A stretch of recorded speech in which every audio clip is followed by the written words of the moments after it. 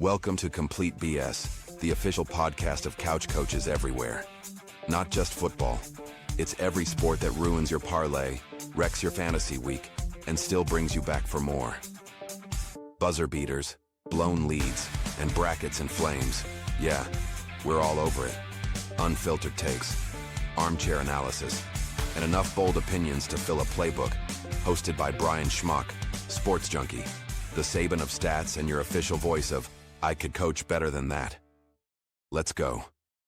Welcome, Couch Coach Nation. Week 4 did right by us, and we had some good games. But this weekend is the weekend that we have had circled since schedules came out. Saturday's going to be amazing. Before we get to that, we do have some Friday night games. And this season, Friday night hasn't given us a lot to be excited, but that's not the case tonight. At 7 p.m., we've got Florida State at Virginia, and these are the top two offenses in the ACC so far this year. FSU opened at a 7.5-point favorite, and they got to get past this game before a showdown next week against Miami. The FSU offense has been dialed in so far this year, and if it were in Tallahassee, I'd say this is Noles by 21 plus. But on the road, Friday night, things tend to go a little funky for Florida State when it's on the road Friday night. I like Florida State to win 31-21. Then we've got TCU at Arizona State, and I feel like Arizona State really needs a win.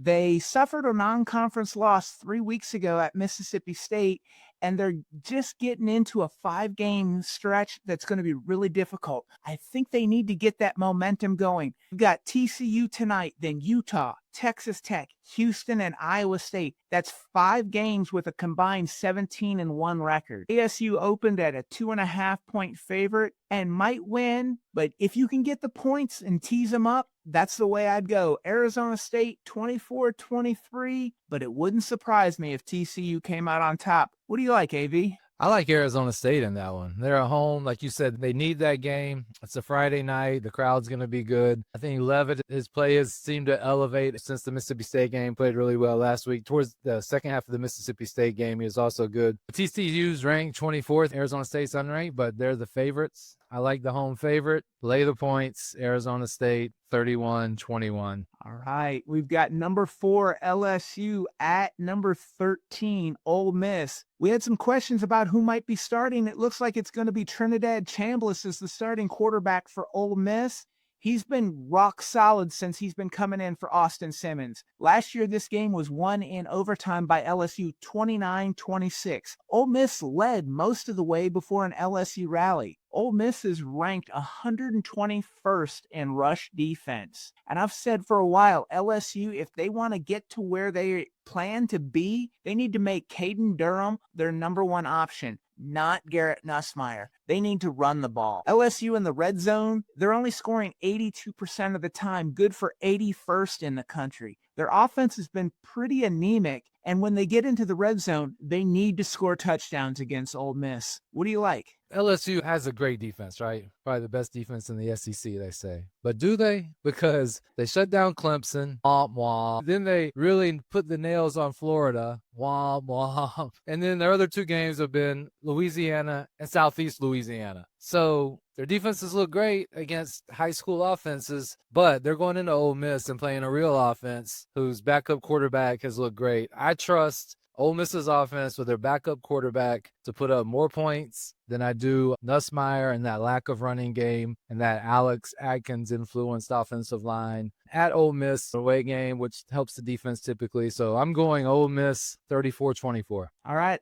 This opening total was 55.5, and when you think Ole Miss, they're averaging almost 45 points a game, you should go over. But I actually see this being a little bit of a lower scoring game where LSU's defense gives Chambliss a bit of a hard time. It's a different look for him. I think the under might be the play, but Ole Miss, a 1.5-point home favorite. I like the cover. I'm at 27-24 Ole Miss. We've got number 17, Alabama, going to number 5, Georgia. Both teams have had one true test this year. Alabama opened the year with FSU and got worked and manhandled. Georgia went up to Tennessee and played a thrilling close game and came out on top. They both have had a bye and should be rested and healthy. To that end, Alabama's getting back their number one running back coming into the season, Jam Miller, and future first-round pick defensive tackle Tim Keenan. Last year, Alabama won in Tuscaloosa 41-34. Alabama has won 9 of the last 10 matchups,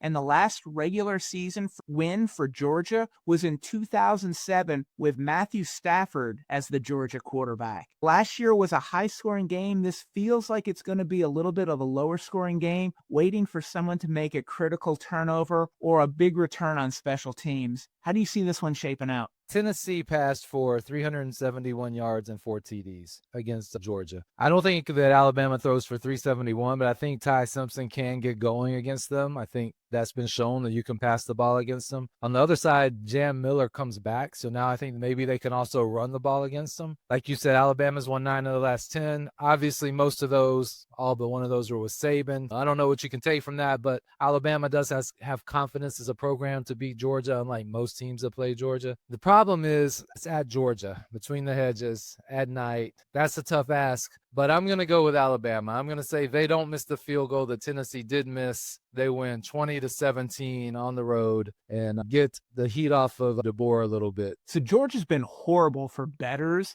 and this opened with them being a 2.5-point favorite and the total at 53.5. I like Georgia to make a big play in the return game with Zachariah Branch and give them a short field to score a touchdown. I think touchdowns are going to be hard to come by. This is going to be a tough SEC defensive kind of game. Give me the Dogs at home, at night, 21-17. The other game at night, also at 7:30, we've got number 6 Oregon at number 3 Penn State. I'll give you my thoughts on it in a few minutes with OJ McDuffie coming up. AV, how do you see this one? It's going to be interesting because Penn State, they have a new defensive coordinator this year, Jim Knowles, right? He came over from Ohio State. This is going to be the first good offense that they've played, so it'll be interesting to see how that shapes out. Last year, Knowles at Ohio State gave up 32 to Oregon, but Oregon only returned 7 starters from that team and only 2 of them on offense. So they're a new team. They're a young team. Penn State returns 15 starters this year. They're playing at home. Penn State's coming off a bye. It's going to be the first real crazy environment that Dante Moore has been in. Also, I'm a little concerned about Oregon. I wouldn't say concerned. Oregon beat Oklahoma State really bad, and they look like maybe the best team in the country. But Oklahoma State gave them a few pick sixes, and come to find out, Oklahoma State's the worst P5 team in the country, and they fired their coach. And so maybe that isn't all that telling. But then against Northwestern, it was like 34-14. And then against Oregon State last week, it was 41-7. I don't know that Oregon is that top-tier team that a lot of people think they are. So with all of those factors combined, 31-20, Penn State at home. Franklin finally gets the big game, wins the big game, and sets Penn State up for the rest of the season. James Franklin, as the Penn State head coach, is 4-20 versus top 10 opponents. We'll see if he can get that turned around. AV, what you got in the book club? So we've talked about a couple of these already, so I'll go through them a little bit quickly. But I got Ole Miss, more reliable offense, I think, and LSU just can't run the ball. It's gonna be at Ole Miss. I'm not sold on the defense like I mentioned before, even though they've looked pretty good. I'm just not sold because of who they played. So I'm gonna lay the 1.5 and take Ole Miss at home against LSU. I'm gonna take Penn State. I just mentioned them. Dante Moore going into that first hostile environment. I think they've got a great defense at Penn State. Oregon has looked beatable, not beatable, but they've looked human the last 2 games. I think I'm betting the spot here as much as the team. Penn State coming off a bye, so I'll lay the 3 points for Penn State. And then I'm going to take Houston minus 12.5. They're playing Oregon State. Oregon State ranks 126th in scoring offense, 129th in scoring defense. They play on a short week. They're playing Friday night when they just played Saturday. They're 0-4, and they're playing a 3-0 Willie Fritz Houston team that's coming off a bye week while they're on a short week. Lay the points with Houston and just fade Oregon State. Good picks. I like them both. Normally, I give a bonus pick, but this is a huge weekend in college football. I've got 2 bonus picks coming your way. Indiana minus 7.5. This opened at minus 3, and everybody hopped on it. I hope you got Indiana already. I still like them at 7.5. Indiana is not going to slow down. They're playing at Iowa. Iowa's offense is not very good. They can't score points against a good team. Indiana's not going to have any letdown this week after what they did to Illinois. Kurt Cignetti, he's just going to keep on rolling. I like them with the 7.5. Give me Indiana 31-20. And then your late night snack to get right, if you're down a little bit, BYU minus 6.5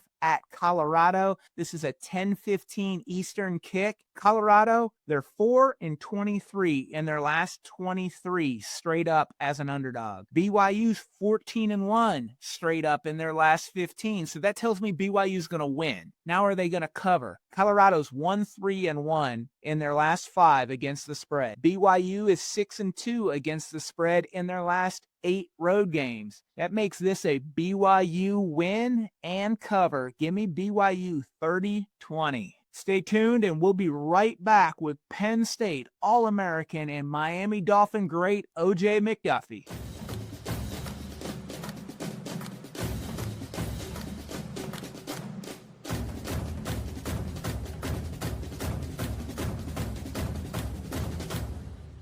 Welcome back, Couch Coach Nation. I'm excited to have All-American wide receiver from Penn State, OJ McDuffie, join us on Complete BS. OJ starred at Hawken School, where he was a 4-sport athlete. During his senior year in 1987, he was named Player of the Year, and his touchdown total was greater than future Ohio State star Robert Smith and future Michigan Heisman Trophy winner Desmond Howard. He went to Penn State, where in his junior year he was named MVP of the Fiesta Bowl and part of an 11-2 Penn State team that finished 3rd in the country. This catapulted him to a stellar senior year where he was named Consensus All-American. He racked up just under 1,000 yards receiving in only 11 games and added 9 touchdowns. He was a first-round draft choice of the Miami Dolphins and quickly became a favorite target of Dan Marino. In 1998, he became the first Dolphin ever to lead the NFL in receptions. He hauled in 90 passes for 1,050 yards and 7 touchdowns. He ranks 4th all-time in receptions for the Dolphins. He's the founder and chairman of the Catch 81 Foundation and hosts a weekly podcast, The Fish Tank, Dolphin Tales from the Deep. OJ, it's great to have you on with us. Oh, man, thank you for having me, man. And thanks for that introduction. That was pretty cool right there, man. It takes me back. Some of the things you talked about takes me back and remember some of the good old days when I could run around like a spring chicken, man. Now I'm a couch potato more than anything now because of my old age, man. But I appreciate the intro. Absolutely. We're thrilled to have you on here. I always like to start going back with my first question about recruiting, and recruiting's changed so much, but give me a little bit about your recruiting process coming out of Northeast Ohio. Where else were you looking at? Yeah, I was blessed. You talked about you talked about me and Robert and Dez. That was a serious rivalry up there in the Cleveland, Ohio area in terms of who was going to have the bigger numbers, who had the bigger stats. We were all reading the Plain Dealer the next morning to see who had a big night. And most of the time they played on Friday night, and sometimes I played our home games on Saturday afternoon. So I knew exactly how many yards I needed that day to eclipse whatever they did the night before. So that was always really cool. And our success in the area, man, generated a lot of attention in the Northeast Ohio area. And so there were a lot of really, really great schools there. Of course, Ohio State and Michigan and Notre Dame and Penn State. I've looked at UCLA. But I think between all of us, total, we probably had about 200 scholarship offers at least. It was it started my sophomore year. Notre Dame and Ohio State were talking to me a lot. Penn State came in somewhere in my sophomore year, and then it just started growing with all the different schools. I ended up with close to 70 scholarship offers, and it was like, wow, I've got an opportunity to go and play college football for free, and because we weren't going to be able to afford it otherwise.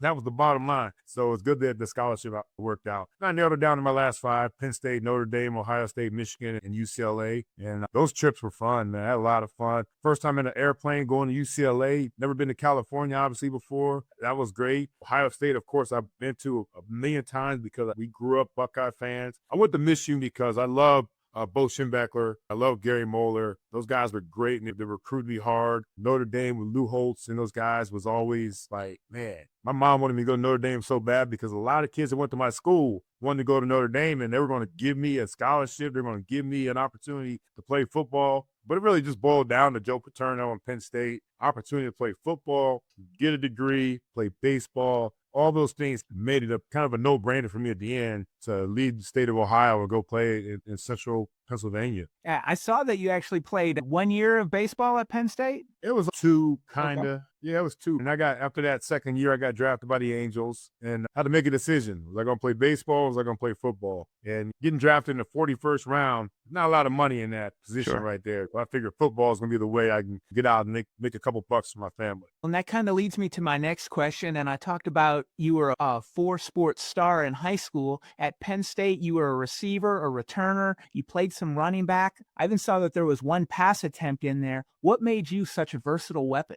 Growing up, my whole life, I played running back all the way until I got to Penn State. When I got to Penn State, that's when I moved to wide receiver. Playing baseball, I think, gave me the opportunity to have that 1 pass attempt. I was obviously incomplete, but there were a couple other times where I had a reverse pass on and I just tucked it and ran. I just wanted to keep the ball all to myself, kind of selfishly.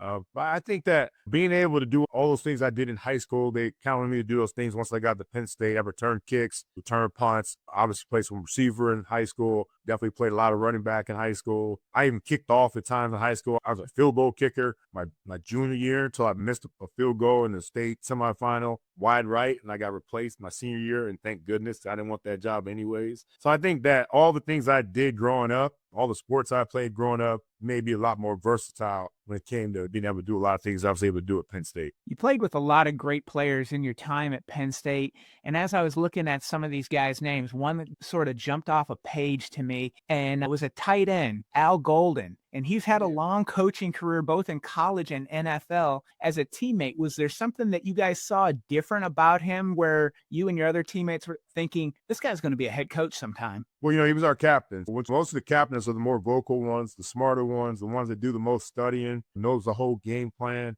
And so Al Golden was definitely a guy that you could see if he didn't get a long tenure in the league, he'd definitely have an opportunity to coach, because I think that some people, that's what they're born to do. And you talked about it, man. He's been in college and the pros and back in the college and back in the pros and doing a heck of a job at what he does. And I definitely saw Al Golden and a few of our other captains, man, that would be really, really good coaches. But Al Golden definitely stuck out as one of those guys that you give him an opportunity to go out there and coach. He knows his X's and O's very well. He knows how to communicate with kids. He knows how to communicate with players, and proof's in the pudding. That's what he's been doing since. Speaking of coaching, you played for one of the absolute legends in college football, a name known all over the landscape. Talk to me a little bit about Joe Paterno, the coach. Yeah, man, he was amazing. Amazing. You talk about a guy that really cared about more than just X's and O's. Joe was he's a lot of our father figures away from home. When the things that he was concerned about, us going to class, us going to being at breakfast at 8 o'clock every morning, no matter what. If you have an 11 o'clock class, you still have to be at breakfast by 8 o'clock in the morning, because he said that's what normal life is about, getting up and going to work. So that was really, really big for him.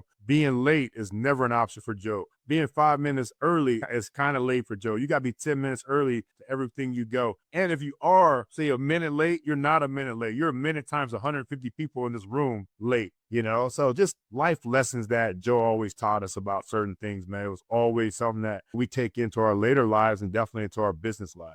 Do you have a favorite story or memory from your time at Penn State? Maybe a favorite game? You know what? My favorite game's got to be, we played Notre Dame at home. Big game for us. And with Notre Dame being the second school, I always wanted to make sure every time we played them, I played well, because I want them to know that they had a chance, but they didn't get me. So I had a 3-touchdown game against Notre Dame at our place. We beat them up pretty good. I'm not sure the final score, maybe 31-7. And so just the fact that I had a reverse for a touchdown, caught a couple passes for a touchdown, had some nice blocks down the field to help out the running backs. It was just more of the complete game that I like to, hang my hat on. And so that Notre Dame game and the fans and Beaver Stadium was electric that night. And so that's probably my favorite game there. So you go from Penn State and one legendary coach to being drafted by the Dolphins. And in your rookie year, Don Shula passes George Halas for the most wins in NFL history. Talk to me a little bit about playing for Coach Shula. Yeah, he was the man. You talk about a guy that prepared me for Coach Shula, that's Joe Paterno. So a lot of guys don't get 2 legends in a row like I got. The greatest in college, the greatest in the pro game. And Coach Shula was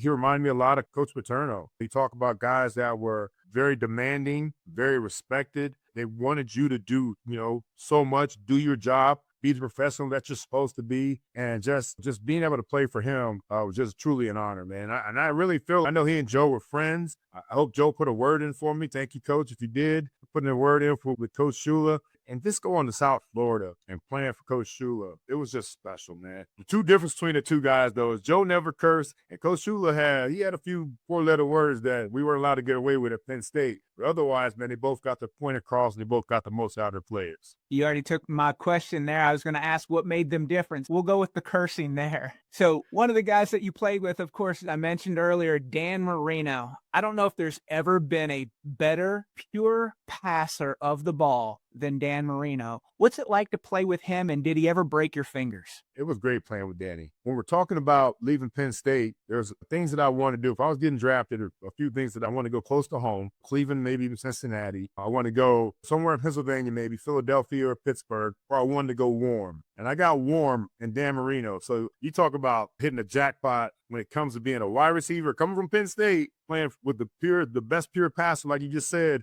in the NFL. It was like a dream come true to me and have that opportunity. And as far as Danny on his fastball, I had Kerry Collins right before that. Kerry Collins has a fastball. So I was used to a fastball coming my way. So I was like, when I got to Danny, it was coming hard. But same time, though, I had some practice catching footballs from a guy that throws it really hard, throws it on the money. Better get your head around. But Danny was great, man. Only thing that we had going on, though, he went to Pitt, I went to Penn State. We didn't vibe at the beginning until we realized, hell, we're teammates right now, man.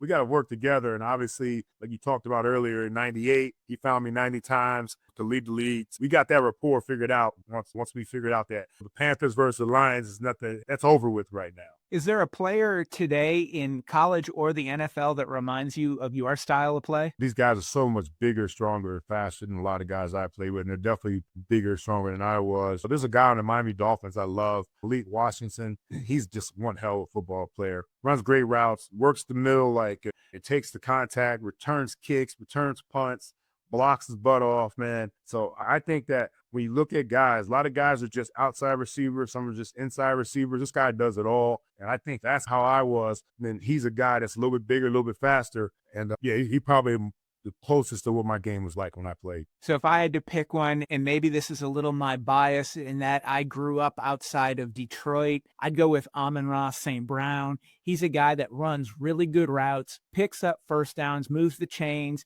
He's a dependable target, especially on third down, to convert those first downs. When I see his game, it reminds me a lot of how you played, and that you were always that dependable go-to. We're going to get the first down and keep the drive moving. Yeah, well, he's on my fantasy football team too, so I agree with you. I definitely agree with you on that. He's a tough SOB. He really is, man. And he's super fast. Now, I watched him work out against the Dolphins during training camp. They had the joint practice, and he just chewed our guys up. So that is one hell of a comparison, and I appreciate that, man, because that dude is amazing. And I expect him to do big things throughout the season because my fantasy football team depends on him. Absolutely. Let's get into the game Saturday night in Happy Valley. We've got number 6, the Oregon Ducks, coming in, number 3, Penn State. This is a whiteout game, and that needs to be taken into account for Oregon. They have not played at Penn State since 1964. They played at Michigan last year, so that they've been in a big environment, but there's nothing comparing it to the noise that they're going to have in Beaver Stadium. Last year,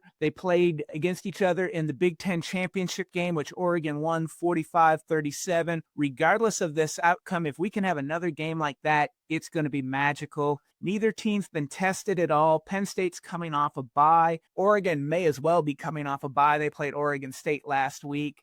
Defensively, these teams are very similar statistically. I think if one of the elite pass rushers in this game can get going, whether it's Penn State's Dennis Sutton with 2 sacks or Oregon's Mateo Uiagalelei, he's got 3 sacks. If one of them can get going and get loose, that could be a real difference in the game. Offensively, Oregon's shown early on to have a little bit more firepower in their passing game, but again, neither's been challenged. They both have solid tight ends who I think are going to play at the next level, and a stable of running backs. Everybody knows about Penn State's duo of Singleton and Allen, but Oregon's got 3 backs also that have all gone over 150 yards so far in the young season, and they still haven't gotten Mekhi Hughes going, who I think is their best runner. From everything that I've gathered, he had a hard time picking up the playbook, and so they've been bringing him along. He might be an X factor in this game if he's ready to play. What do you see when you look at this game? Yeah, I mean, it's a big-time game. It really is. You talk about the matchup. They did beat us in the Big Ten championship game last year, a game that I didn't think we were going to get to, but that Michigan-Ohio State game ended up getting us into the championship game, which is good because I thought it gave us an extra opportunity to play against some great competition to get ready for the playoffs, which Penn State ended up getting in and getting to the semifinals. But it's going to come down to who controls the ball, who protects the football, two big-time programs. It is going to be loud. I'll be up there. It's going to be 111,000 people. It's going to be incredibly loud. It's going to be to the point where, like Michigan had to do back in the day, where they had to call a timeout in the first series because they got the ball down in the student section. They couldn't hear themselves talk. And I expect it to be the same way. I know Coach Franklin's asking for that. But you just have to go out there and play ball. Once the ball's kicked off, once that first contact hits, it's going to be who's going to go out there, who's willing to go out there and lay it on the line, make some plays.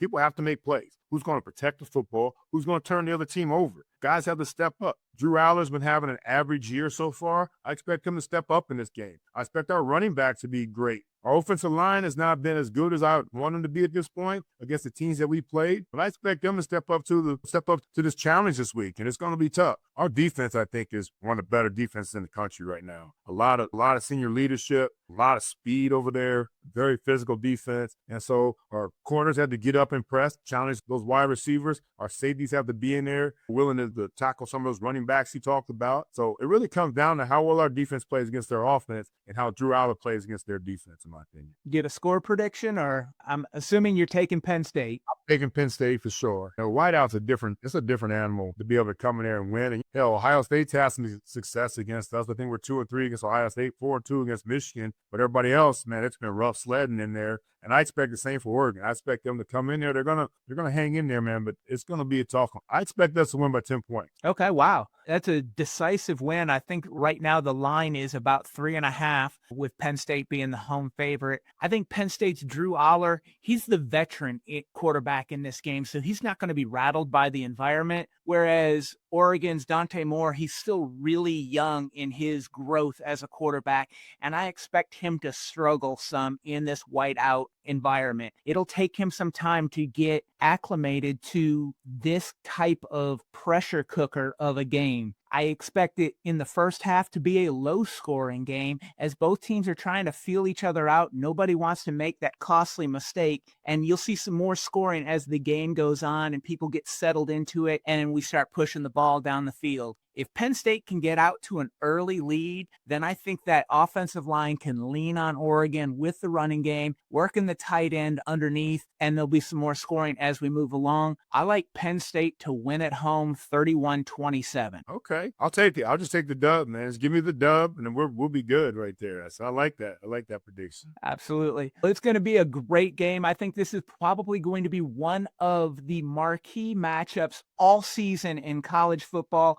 When we get to the end of the season and look back at what were some of the greatest games that we saw this year, Saturday night in Happy Valley is going to be one of them. OJ McDuffie, thank you so much for joining us on Complete BS. Take care, and we'll see you next time. Appreciate it, B. Thank you very much. Thanks for listening to Complete BS.